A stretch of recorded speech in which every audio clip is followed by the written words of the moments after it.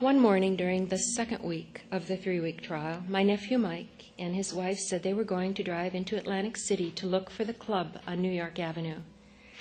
I decided to go along even though I would have preferred to be with Mark to see where Peter died.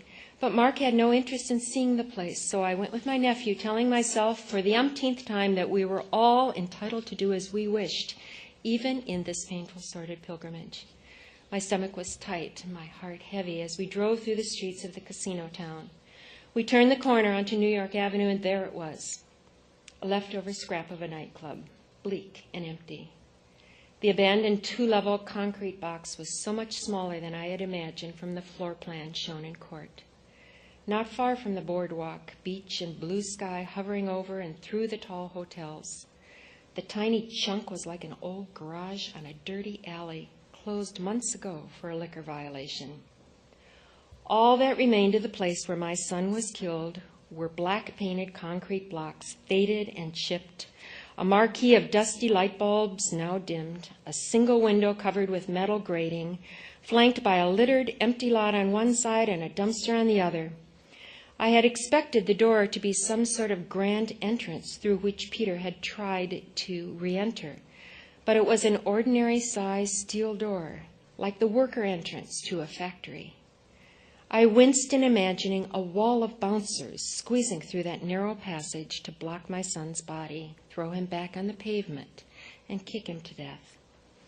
I could scarcely imagine the place at night, marquee lights blazing, hawkers luring young men into the club to which the concierge had directed them.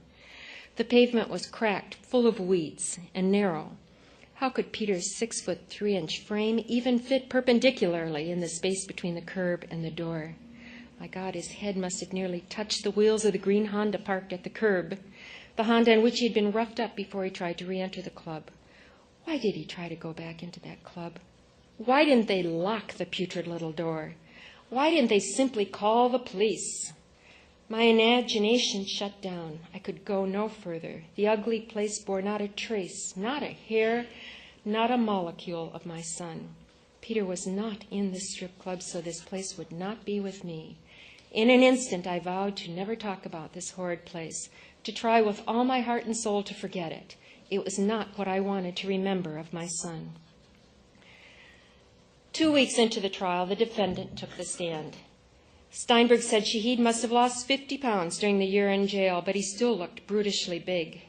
He had a lot to say when he got his chance on the stand, like he'd obviously had lots of time to think about what he'd say. He glanced our way, at times looking like a pleading puppy dog, feigning innocence. I stared daggers back at him. He was despicable, delusional, not worthy of an ounce of my pity. His attorney let him rip, posing a few simple questions from time to time to keep him going. Then what happened? On the stand, Shahid gave the third explanation since his arrest of why he took Peter out of the club. We were standing next to the bar just talking. The kid was drunk. He knocked over some beer bottles. The bottles fell on the floor and broke. When the guy bent down to pick up the glass, I got afraid. I didn't know what he was going to do. So he put Peter in an arm lock, hauled him down the stairs, and roughed him up on the outside on the hood of a Honda.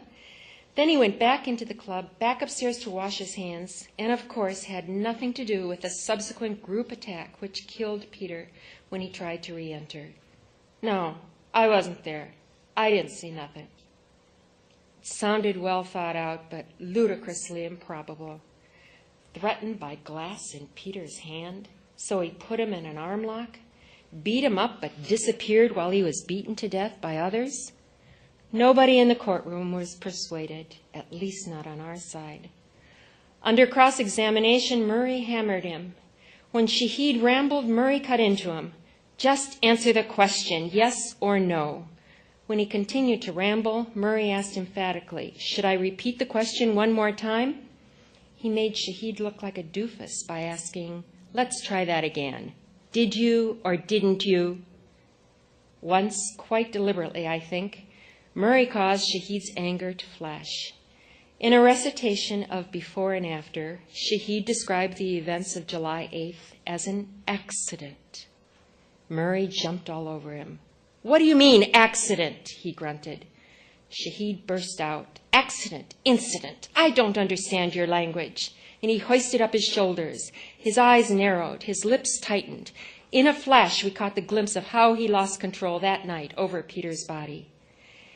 At the end of cross-examination, Murray, the mouse, got in front of Shahid, looked him directly in the eyes, and summed up his case. "He was talking to you, wasn't he? He was in your face, wasn't he? He was sweaty, wasn't he? He put his hand on your shoulder, didn't he?